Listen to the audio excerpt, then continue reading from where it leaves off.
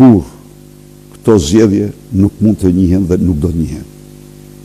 Këto janë zgjedhjet e krimit. Këto janë zgjedhjet e krimit, këto janë farsa, nuk janë zgjedhje, këto janë farsa më e shëmtuar elektorale që ka ndodhur ndonjëherë. Të gjitha kjo kupol që drejtoi këtë farsë, e gjithë kjo kupol udhëhiqet direkt nga Edi Rama. Lufta kundër kësaj farse vazhdon me të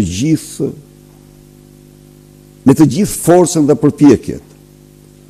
Por në këtë rast kemi të bëjmë me një farsë tashmë të denuar para se të zhvillohet, para se të mbyllet, të konkludohet. Rruga e vetme është qeveri teknike dhe zgjedhje të lira. Ne qëndrojmë për krijimin e një qeverie teknike, sepse me Edi Rama nuk ka vetëm farsë dhe nuk ka zgjedhje.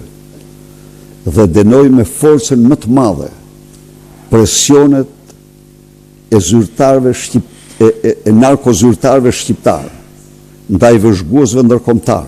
Normalisht vetëm zgjedhjet parakoshme. Pa diskutim. Dhe si mund të realizohet?